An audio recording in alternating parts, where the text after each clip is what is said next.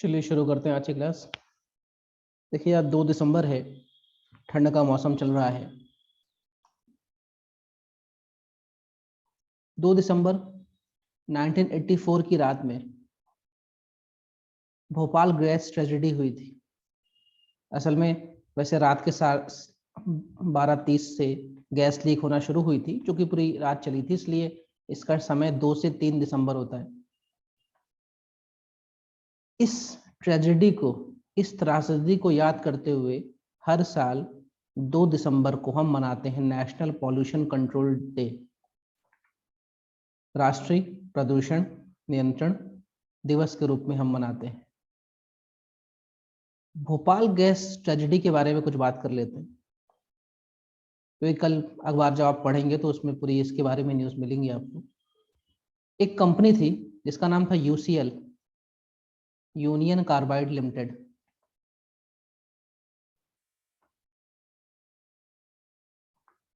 Union carbide limited, जिसका आज ये कंपनी को कहते हैं डाउ के नाम से, डाउ केमिकल्स।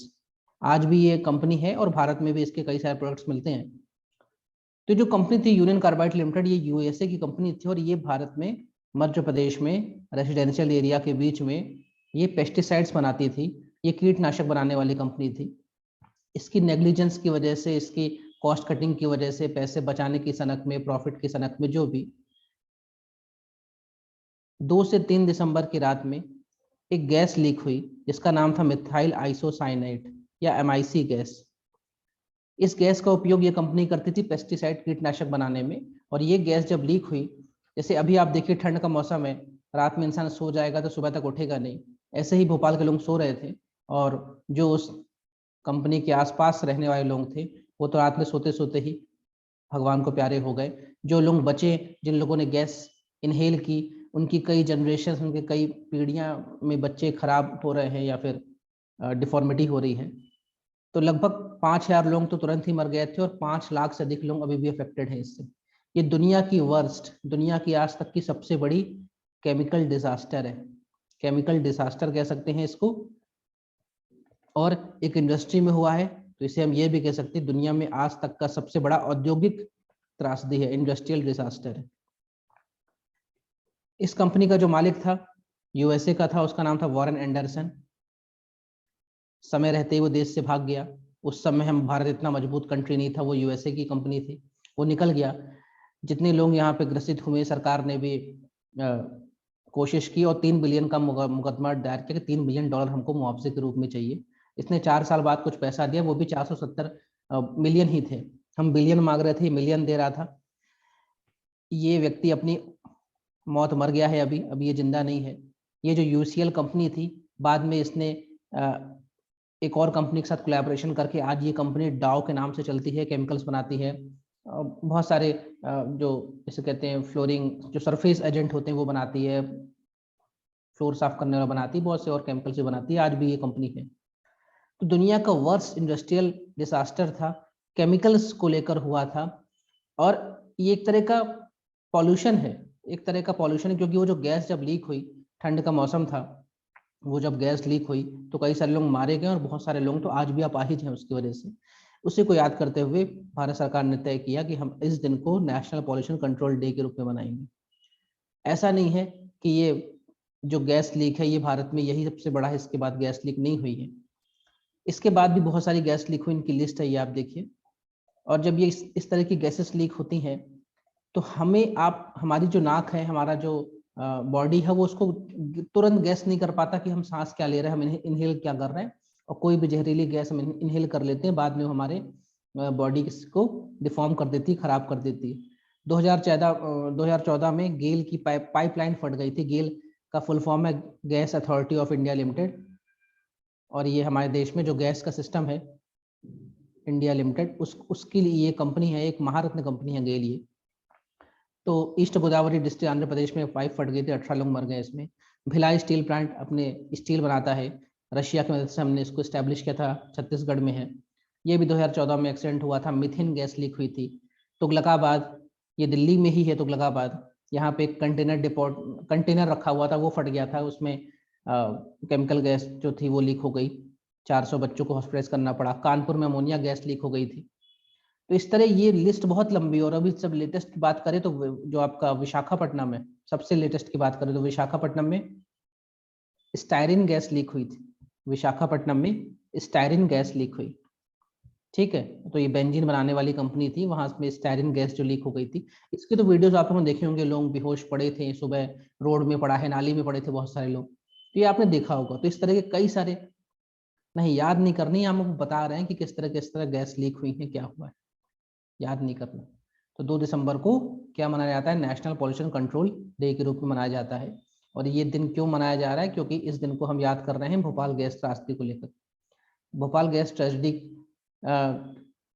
में जो भी लोग इफेक्टेड हुए उनको ना आज तक वो मुआवजा मिल पाया है जितना वो मांग रहे थे, और ना उनका रिहेबिलिटेशन हो पाया है।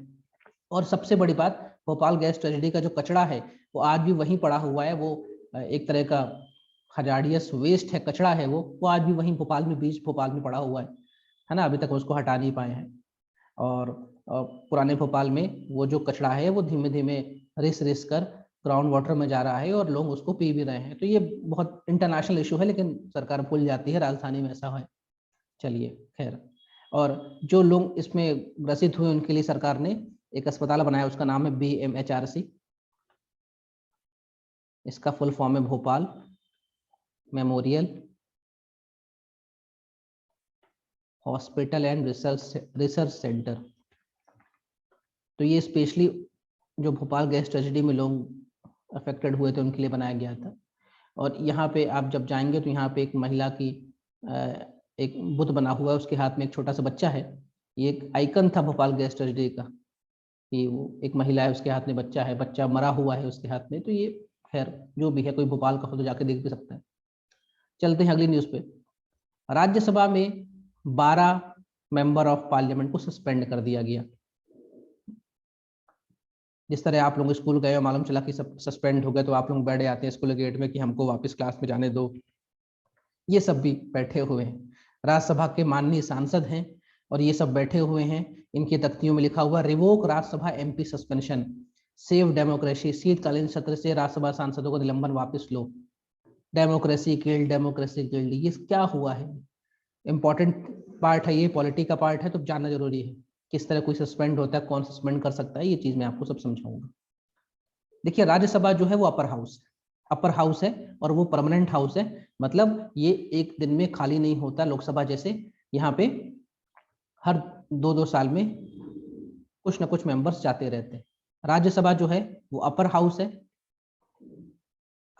और यहाँ पे जो भी मेंबर्स हैं उनका टेन्योर 6 साल का होता है। राज्यसभा के जो सभापति होते हैं, जैसे अभी जो सभापति उनका नाम है श्री वेंकैया नायडू साहब। राज्यसभा का सभापति राज्यसभा का मेंबर नहीं होता। राज्यसभा का सभापति कौन होता है? जो हमारे देश का उपराष्ट्रपति होता है। यानी वेंकैया नायडू साहब देश के वाइस प्रेसिडेंट ऑफ इंडिया हैं, लेकिन हमारे देश में वाइस प्रेसिडेंट ऑफ इंडिया को लेकर ना कोई वेतन है, ना कोई भत्ता है, ना कोई एक तरह का घर है। इनको जो कुछ भी पोस्ट है, अलाउंसेस है, सैलरी है, वो सब किसके नाम की मिलती है? राज्यसभा के सभापति के नाम की मिलती है।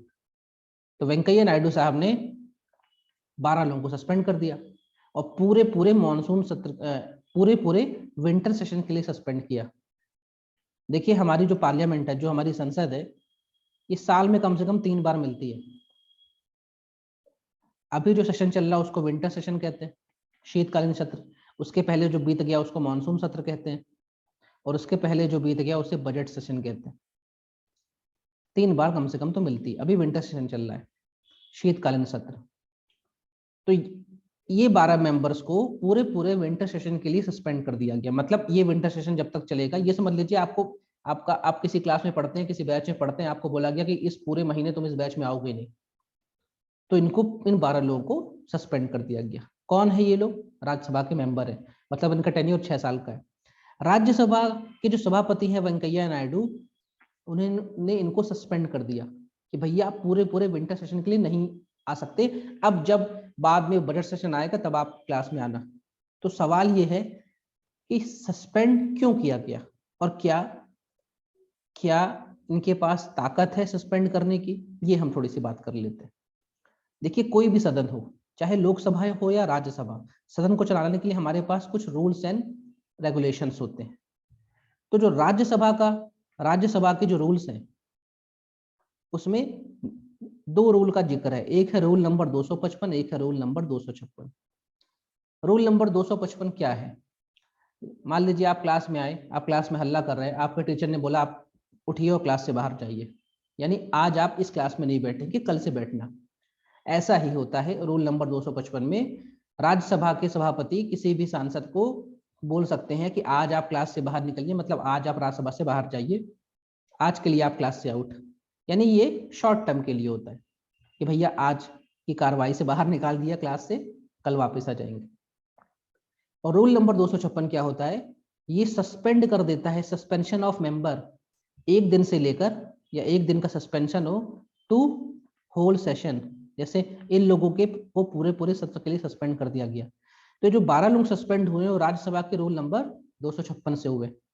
इस तरह लोकसभा का भी, लोकसभा के रूल की अगर मैं बात करूं थोड़ी सी, तो लोकसभा में 373, रूल नंबर 373, रूल नंबर 374 और रूल नंबर 374 ए, ये 3 रूल हैं लोकसभा में। किसी को निकालना है, सस्पेंड करना है, वो हम राज्यसभा की बात कर रहे हैं। तो राज्यसभा में रूल नंबर 256 लगा के इनको सस्पेंड कर दिया गया है पूरे सेशन के लिए। ठीक है, ये बात क्लियर हो गई। अब सवाल ये है कि क्यों किया गया। सिंपल सा बात है, क्लास में बच्चा पढ़ाई नहीं करेगा, टीचर उसको बाहर निकाल देगा, मतलब कुछ वो ऐसा काम कर रहा है जो क्लास के अकॉर्डिंग नहीं है, बच्चों को पढ़ने नहीं दे रहा है, हंस रहा है, हल्ला कर रहा है, सर की बात नहीं मान रहा है। ऐसा इनके साथ भी है। यानी इनका जो सभा है, राज्यसभा है, इसका कुछ एटिकेट्स है, इसके कुछ नॉर्म्स हैं। अगर आप वो एटिकेट्स नहीं मानेंगे, तो आपको सस्पेंड किया जाएगा। एटिकेट्स में बहुत सारी चीजें कि अगर आपका कोई कदाचार है, आप हल्ला कर रहे हैं, वेल में आ रहे हैं, लोगों को परेशान कर रहे हैं, हाथापाई कर रहे हैं, फाइट कर रहे हैं, तो वो आपको हटा सकता है। ठीक है, उन्होंने आपको हटा दिया। अब सवाल ये है कि अभी मैंने कुछ देर पहले बोला कि जो चेयरमैन है वो तो राज्यसभा का मेंबर होता ही नहीं है, वो तो उपराष्ट्रपति है। तो जब आप उस क्लास के मेंबर ही नहीं है, तो आपके पास ताकत कहां से आई इनको सस्पेंड करने की? यही एक बेसिक डिफरेंस होता है लोकसभा के स्पीकर और राज्यसभा के चेयरमैन में। देखिए, लोकसभा के स्पीकर यानी ओम प्रकाश बिरला पहले लोकसभा के सांसद हैं, फिर स्पीकर बने। तो लोकसभा का स्पीकर आर्टिकल 373, रूल नंबर 373, 374 और 374 ए में, जिसका भी उसको सही लगता है उसका यूज करके किसी को भी आउट कर सकता है, किसी भी सांसद को लोकसभा के। लेकिन राज्यसभा का चेयरमैन जो है, राज्यसभा के चेयरमैन के पास ये ताकत नहीं होती। तो राज्यसभा से जब जब किसी को आउट करना होता है तो पूरा पूरा एक क्या करते हैं, एक रेजोल्यूशन आता है। रेजोल्यूशन मतलब कि भाई हम ये मांग कर रहे हैं, और फिर वो मांग को सारे सदस्य जो होते हैं वो यस और नो करके पारित करते हैं। यानी सिंपल से एक कानून जैसा ही काम होता है, क्योंकि राज्यसभा का जो मेंबर होता है वो खुद वहां का मेंबर नहीं है, इसलिए राज्यसभा में किसी को भी सस्पेंड करेंगे तो एक रेजोल्यूशन आएगा। लेकिन लोकसभा में किसी को सस्पेंड करेंगे तो कोई रेजोल्यूशन नहीं आएगा। ओम प्रकाश बिरला बोल देंगे कि मैं इस रूल का उपयोग करके आपको क्लास से बाहर निकालता हूँ, आपको जाना पड़ेगा, और नहीं जाओगे तो मार्शल आएगा, यानी बाहर से पुलिस वाले आएंगे और वो आपको उठा के ले जाएंगे गोदी में।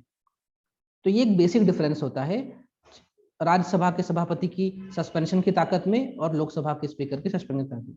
अभी हमने देखा राज्यसभा के 12 एमपी को सस्पेंड कर दिया गया। अब 12 एमपी को सस्पेंड किया गया, तो अब इन्होंने ऐसा क्या कर दिया कि सस्पेंड कर दिया गया, ये भी लग गया तो जान लो। देखिए, अभी मैंने बोला कि विंटर सेशन चल रहा है, शीतकालीन सत्र, और इसके पहले चला था मानसून सत्र। तो मानसून सत्र में पेगासस जो स्पाईवेयर है, जो हमारे देश में कई सारे बड़े बड़े लोगों के मोबाइल में मिला था, और जो एक जासूसी है, पेगासस कौन बनाया है? एनएसओ कंपनी इसको बनाती है, और एनएसओ कहाँ की कंपनी? इजराइल की। इसको लेकर बहस हो रही थी, तो कुछ धक्का मुक्की हो गई, बाहर से मार्शल आ गए, कहीं महिला सांसदों को भी चोट आई, बहुत कुछ हुआ था। ये कब की बेसिकली बात है? 12 अगस्त की बात है।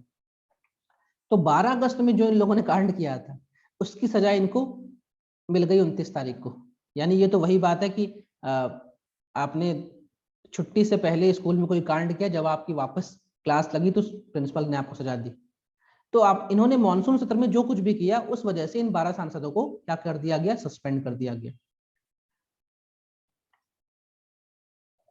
अच्छा, अब ये है, अभी ये भी एक बात जान लेते हैं कि भाई आपने सस्पेंड तो कर दिया, तो क्या आपने सही किया या गलत किया। एक आम बच्चे को आप स्कूल से सस्पेंड कर दोगे तो उसके माँ बाप आ जाएंगे अगले दिन और पूछेंगे प्रिंसिपल मैडम आपने सस्पेंड क्यों किया, या क्लास टीचर आपने इनको क्लास में एंट्री क्यों नहीं। तो क्लास टीचर को तो रीजन देगा कि मैंने इसलिए किया। अगर रीजन सही लगेगा माँ बाप को तो बोलेंगे ठीक है अच्छी किया आपने, अगर नहीं लगेगा तो अब वो प्रोटेस्ट करेंगे कि नहीं ये गलत है, आप मनमानी नहीं कर सकते। तो अब ये जो 12 सांसद हैं जिनको एक झटके में पूरे पूरे सत्र से आउट कर दिया गया, ये लोग अब कोर्ट का दरवाजा खटखटाएंगे और कोर्ट जो है वो इस पे दखल देगा। लेकिन कोर्ट स्वविवेक से दखल इसलिए नहीं दे सकता क्योंकि हमारे हमारे जो संसद है, पार्लियामेंट में जो भी प्रोसीडिंग होती है, पार्लियामेंट और विधानसभा में जो भी प्रोसीडिंग होती है, उसके अंदर जो कोर्ट है वो इंटरफेयर नहीं कर सकती। ये एक नॉर्म बना हुआ है ये कि कोर्ट इंटरफेयर नहीं कर सकती। लेकिन अगर कोर्ट के पास यहीं के मेंबर उठ के जाएंगे तब कोर्ट इंटरफेयर कर सकती है, वो हम बात की बात देखेंगे। लेकिन अभी आप ये जानिए कि राज्यसभा के 12 सांसदों को सस्पेंड कर दिया गया है एक रेजोल्यूशन लाके। लेकिन लोकसभा में किसी को सस्पेंड करना हो तो कोई रेजोल्यूशन नहीं आता है, सीधे सीधे वो कर सकता है वहां का। अब राज्यसभा की बात कर ले, टोटल यहाँ पे 250 सीटें। इस 250 में से 238 सीटों में जो स्टेट्स हैं और जो यूटी हैं, यूटी में भी कौन कौन सी, अभी तक फिलहाल पौंडीचेरी और दिल्ली, यहां से लोग आते हैं। और 12 जो लोग हैं वो नॉमिनेटेड होते हैं, 12 मेंबर्स नॉमिनेटेड होते हैं। उनको नॉमिनेट कौन करता है, देश के राष्ट्रपति करते हैं, देश के प्रेसिडेंट करते हैं। इसका कार्यकाल 6 वर्ष का होता है। और जो राज्यसभा होता है परमानेंट हाउस होता है, यहाँ पे एक झटके में पूरी राज्यसभा का चुनाव नहीं होता है, हर 2 साल में 1/3 सदस्य यहाँ से रिटायर होते रहते हैं। और राज्यसभा जो है इसको अपर हाउस इसलिए कहते हैं क्योंकि यहाँ पे स्टेट्स से जुड़े हुए जो भी पावर है, ताकतें, उनके लिए इसके पास विशेषाधिकार है। ऑल इंडिया सर्विसेज बनानी है तो राज्यसभा पहले तय करेगा, किसी स्टेट को तोड़ना जोड़ना है तो राज्यसभा तय करेगा, राज्यसभा राज्यों की पावर कम ज्यादा करनी है तो राज्यसभा पहले तय करेगा। ठीक है, तो ये एक छोटी सी न्यूज थी कि 12 सांसदों को विंटर सेशन के लिए सस्पेंड कर दिया गया है।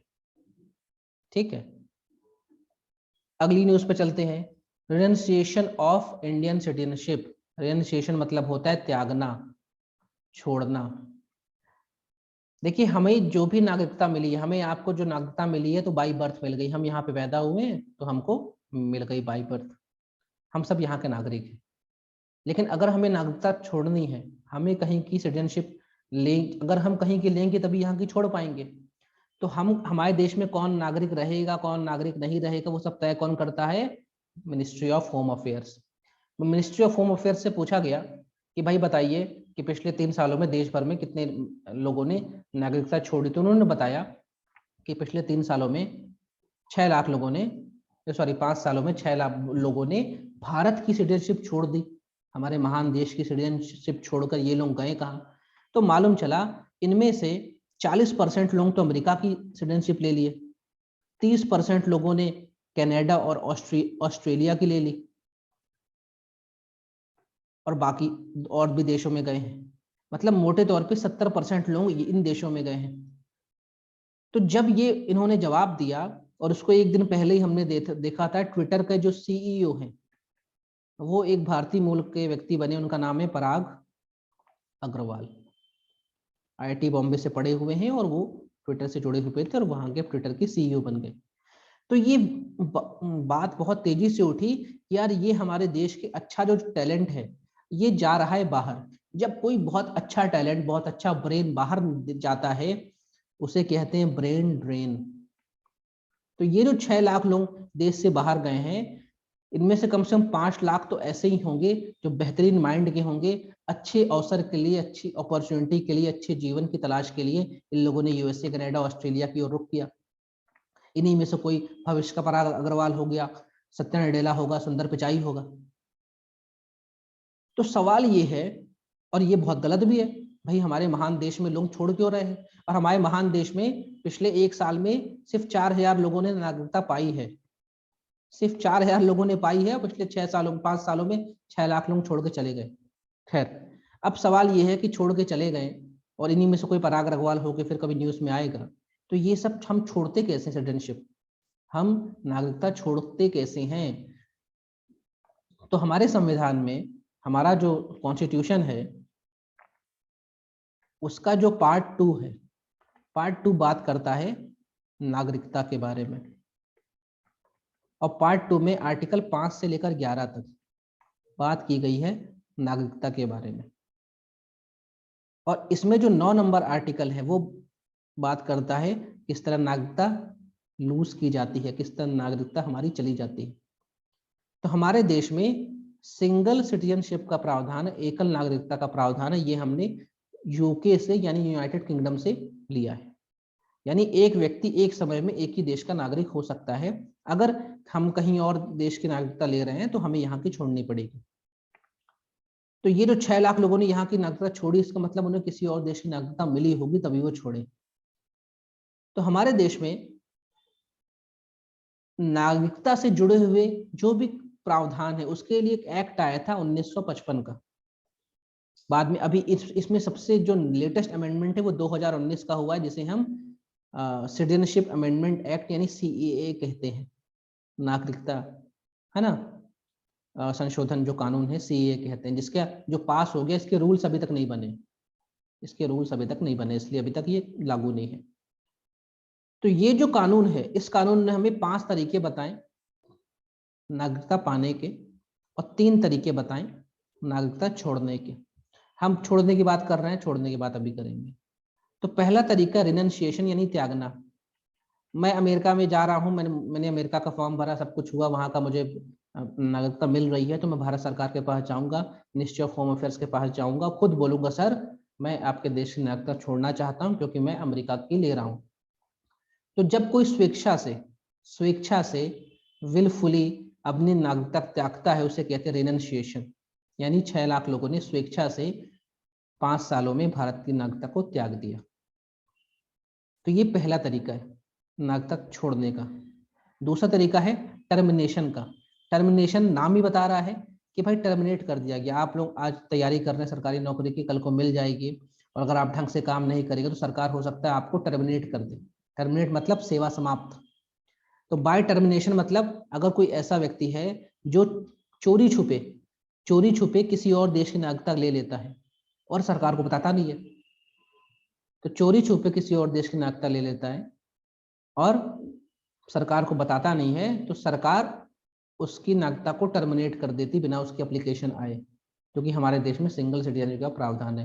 पहला है कि आप इज्जत से जाए और बोले कि साहब हमको रिनंसिएशन करना है, दैट्स गुड। अगर आप बताते भी नहीं है और सरकार को पीठ पीछे मालूम चल गया तो आपको टर्मिनेट कर देगी, यानी आपकी सिटीजनशिप को। और तीसरा तरीका है बाय डिप्राइवेशन। डिप्राइवेशन मतलब होता है छीनना, यानी बेइज्जती करके आपकी छीनी गई। छीनते कब है?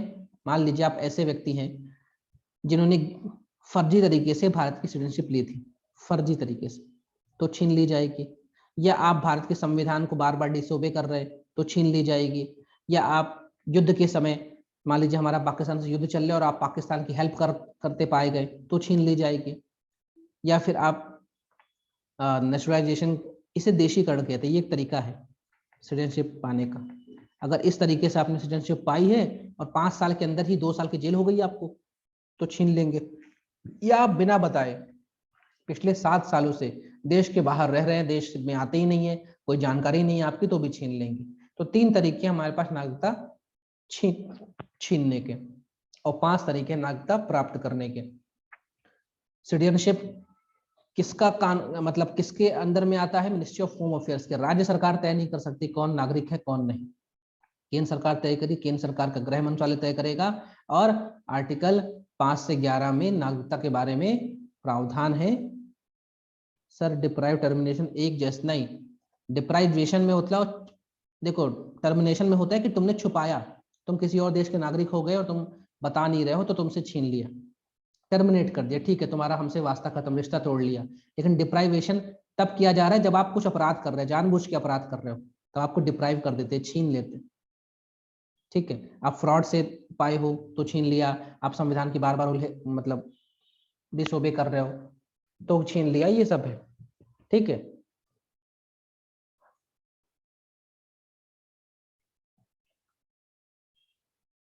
तो फटाफट रिप्लाई कर दो भाई। भोपाल गैस ट्रेजेडी में कौन सी गैस लीक हुई थी?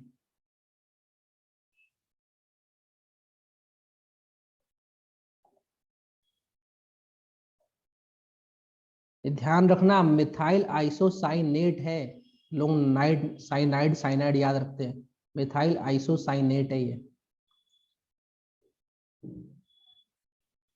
भारत के संविधान में एकल नागरिकता का प्रावधान है, ये हमने कहां से प्राप्त किया है, कहां से लिया है? ठीक है, तो ये हमने ब्रिटेन यानी यूके से लिया है। राज्यसभा में राज्यों और केंद्र शासित प्रदेशों से कितने मेंबर्स आते हैं? राज्यसभा में राज्यों और केंद्र शासित प्रदेशों से कितने मेंबर्स आते हैं?